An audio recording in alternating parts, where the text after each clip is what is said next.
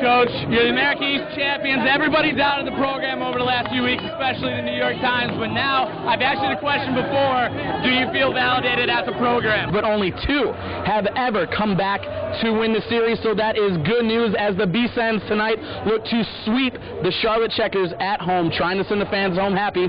Hopefully, they can do so tonight, Suzanne. That's going to do it for us live at Broome County Veterans Memorial Arena. I'm Erik Columbia, now back to you. A little more than 24 hours from now, we will know the fate of John Bones Jones. But first, we have the weigh-in. Coach K will tell anyone who will listen that the B-Sens never get too high nor too low after a game. Well, just like Chris Kringle himself, Southern Tier basketball fans around this time of year are checking their list to see the field of the Stop DWI Holiday Classic basketball tournament. Moving to the pond where the B-Sens have confirmed that injured defenseman Patrick Weirkosh has been released from the hospital and is back home focusing on his recovery. And the B-Sens have just scored one game 2. We are now 1-1 in this series.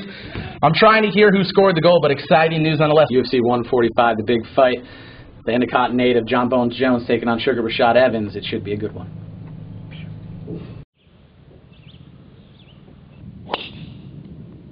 It was a beautiful day, 60 degrees. And the first miracle that I had was my fiancée talked me into wearing my helmet. This is not how your typical golf story starts out, but yet this isn't your typical golf story. Meet David Hensbury, a 28-year-old freshman golfer at BCC who has many passions in life, 2 of them being golf and skiing.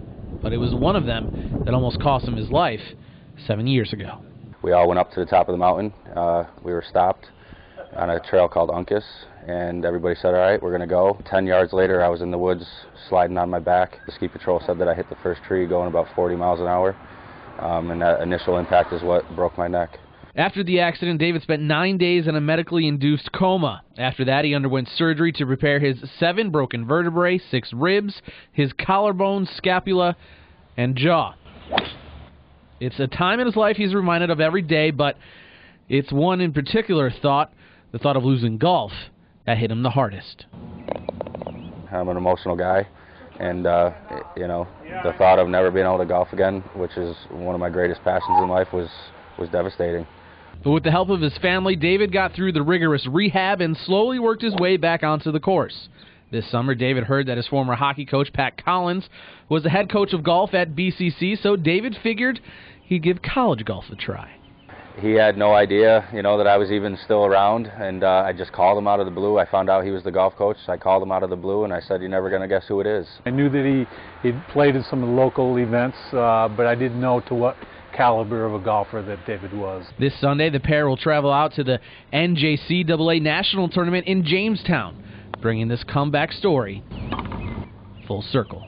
The emotions will probably be flowing. You know, I'll probably be pretty nervous, you know, to do this for myself, my coaches, my parents, you know, everybody that I play golf with and that's supported me through this whole ordeal is incredible. It's been called barbaric, grotesque, and even childish, but to many it's just called sports entertainment. Right now on Fox 40, we're going to take you behind the scenes to give you a first-hand look into the world of professional wrestling with Endicott's own 3DW.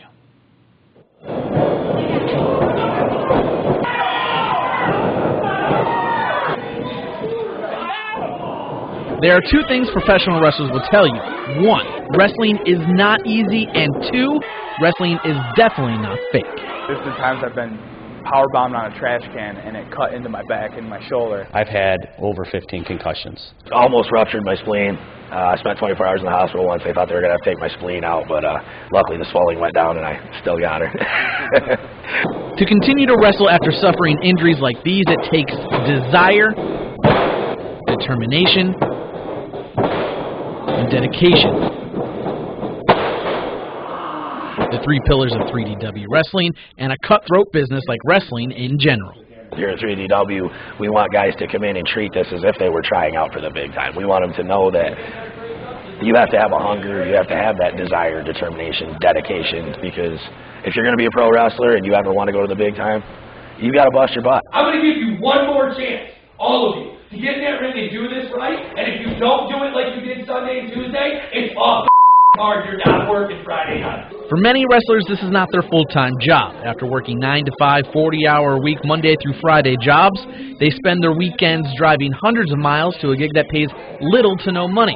The time on the road and in the ring not only pays a toll on their body, but in their relationships as well. So it's essential to have a good support system at home. Girlfriend is very supportive, and I think that's key. A lot of people don't have that support behind them. You know, it's make this choice or this choice, and that's hard. It's not easy, especially if you're married or if you have a serious relationship. You got to think about it before you jump into this business, because it will run you through some trials. After the injuries, the time on the road, and the insufficient pay, 3DW wrestlers continue to come back every weekend for shows. It sounds crazy, and just maybe it is, but each one of them do it for the same reason: the fans. About 5 years ago, I heard somebody go. I heard a crowd go, "Oh my God!" I was hooked ever since. It's like great therapy.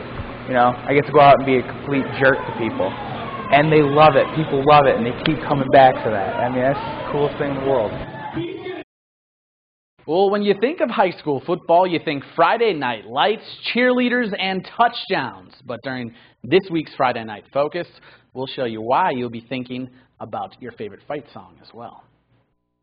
You kind of get like this kind of high in a way, like performing in front of everybody. Everybody's watching you and you just feel like, okay, I got to do this. I'm going to do my best. We see them every weekend, and yet they go unnoticed, but not unheard. With every first down, every touchdown, and every halftime celebration, the Wildcat Marching Band is on the sidelines doing their part to help their football team win. Just the band is so energetic. I think it helps out the football players too when they hear the band, and the halftime show, it gets everyone pumped up for third and fourth quarter. Especially like in the last moments of a game when we're trying to rally and stuff like that, and the cheerleaders are cheering and the band's playing and the fans are getting into it, man, it can get pretty intense. To keep up that intensity, the band has to practice and practice hard just like any other team. They have mini camp during the summer and plenty of practice during the week. We are here all the time. We have band camp at the end of August, 2 weeks. We're here 6 hours a day, and then we practice 2 times a week for 3 hours a night. We rehearse 6:30 to 9 every Tuesday and Thursday, and then we rehearse every Saturday. So it's pretty intense, but we come to work. And that work has paid off. The Wildcats are constantly recognized as one of the best bands in the area, and they credit that success to them being close-knit. I think a lot of it is our family atmosphere that we have here, and a strong tradition that we have at Johnson City as far as putting good bands out there on the field year after year. We're all a family. We all kind of have fun together, and we kind of play off each other's vibes, so it's really cool.